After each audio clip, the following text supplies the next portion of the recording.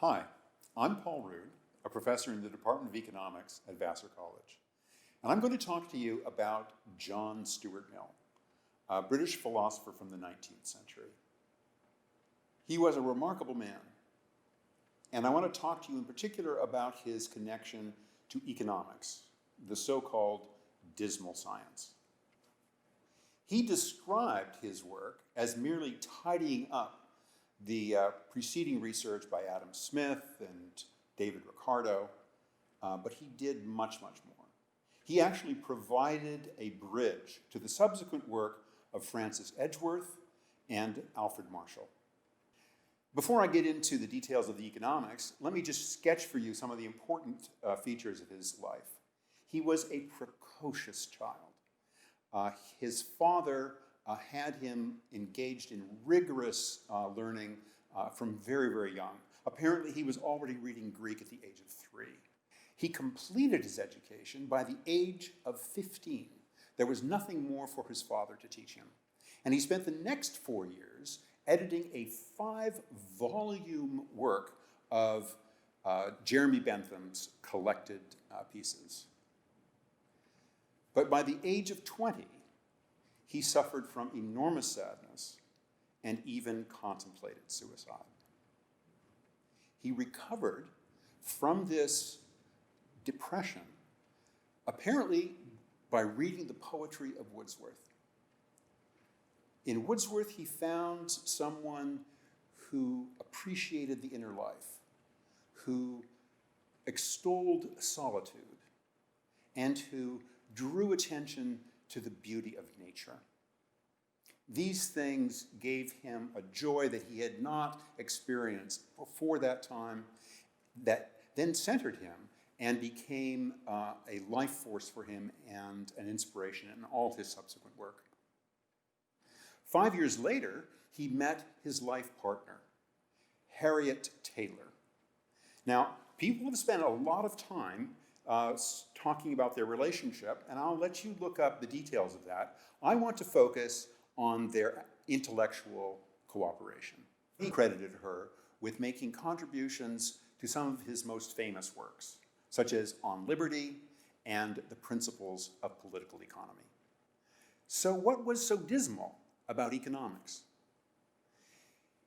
The classical economists had constructed, through a certain combination of ideas, a very dismal view of where the world was going. Adam Smith had promulgated the wages fund doctrine. Thomas Malthus had constructed a model of population, and David Ricardo combined these two things in a prediction of a falling rate of profit and a long-run stationary equilibrium in which labor would be living at a subsistence wage and landowners would be collecting all the rents. Adam Smith, in his Wealth of Nations, analyzed wages as depending on a wage fund. And his theory became known as the wage fund doctrine. Classical economics rested on this view of how wages were determined. The wage fund was fixed because it was the savings of capitalists that enabled production to take place. By saving, they had resources to support workers during production before the product was able to go to market and earn an income for the capitalist. So this wage fund was fixed, and the only thing that varied was the number of workers, which essentially was the population. So the wage was the wage fund divided by the population. The second component of this classical view was Malthus' population thesis. Malthus posited that population would always grow faster than the food supply. If the food supply increased, then population would increase to take advantage of it. And as a result, the average amount of food that was available for anyone would always fall to the point where population could no longer increase. Malthus' population hypothesis was used by classical economists to argue against humanitarian aid for the poor.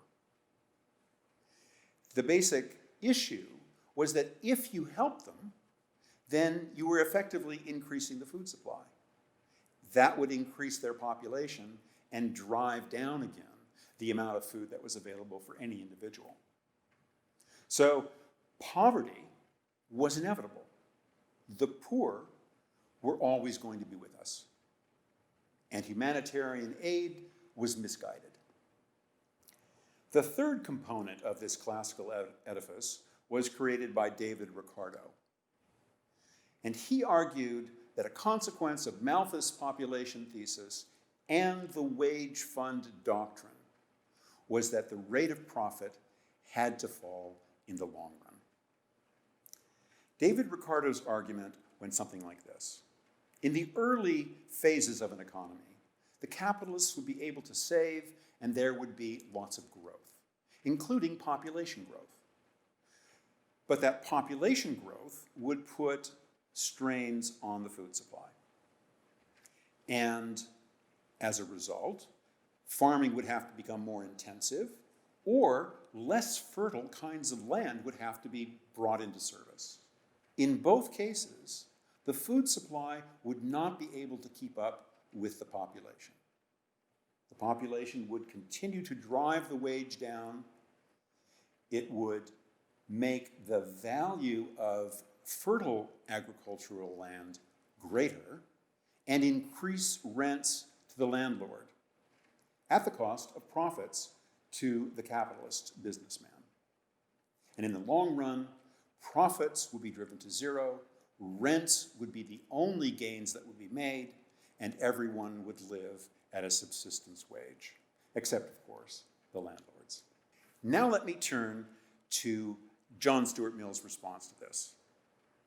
Mill argued that two forces, not one, determined the distribution of income. Classical economists relied exclusively on competition. In fact, for classical economists, competition was the best way to determine the distribution of income. Mill pointed out that institutions or custom also played a key role in how resources were shared among people.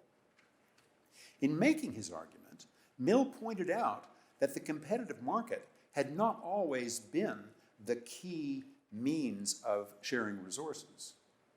There are economies, he said, let me quote, where there are no enterprising competitors. Those who have capital prefer to leave it where it is, to make less profit by it in a more quiet way. Mill also argued for a different stationary state. Even though all classical economists at the time were confronted with evidence that the falling rate of profit wasn't happening, and they all chose to ignore it, he maintained the wage fund doctrine of Smith and the Malthusian population thesis. But he saw the possibility for a different outcome. Mill questioned whether a nation that was growing, such as England at the time, was always a wonderful place to be. Mill found reprehensible many aspects of a prosperous, growing economy. In particular, let me quote him here, he argued against the trampling, crushing, elbowing, and treading on each other's heels. Individual development, personal growth, these were some of the things that Mill thought ought to be incorporated in a healthy society and economy. Not all things good were material, as the utilitarians like Bentham and his father James Mill had argued. According to Mill, a better state could be determined by focusing on the economic and the non-economic aspects of well-being. It is only in the backward countries of the world that increased production is still an important object. In those most advanced, what is economically needed is better distribution. So Mill wanted to see a slower growing economy, one that eased into a situation where there was a redistribution of resources and there wasn't a need or a desire to compete and put oneself ahead of others. In fact, other things were more important. In Mill's stationary state, a kinder and less materialistic life is lived. Quoting Mill again, he sought to ensure a world in which, while no one is poor, no one desires to be richer, nor has any reason to fear being thrust back by the efforts of others to push themselves forward. So we see that Mill was also quite advanced in his thinking about the environment, because he was promoting the environment as a good in and of itself. Quoting Mill one last time in a description of what he foresaw. I cannot, therefore, regard the stationary states of capital and wealth with the unaffected aversion so generally manifested towards it by political economists of the old school. If the earth must lose the great portion of its pleasantness, which it owes to things that the unlimited increase of wealth and population would extirpate from it, for the mere purpose of enabling it to support a larger, but not a better or a happier population, I sincerely hope, for the sake of posterity, that they will be content to be stationary long before necessity compelled them to it. So Mill, in fact, promoted a much happier view of the long term that economics could help produce than the classical economists who preceded him. So it's not that connects Mill to the phrase the dismal science. It's his association and actually a long-term friendship with Thomas Carlyle, a Scottish historian, philosopher, and mathematician. Carlyle was famous for his historical claim that the history of the world is the biography of great men. Carlyle was a gifted essayist, and he also was the one who coined the phrase, the dismal science.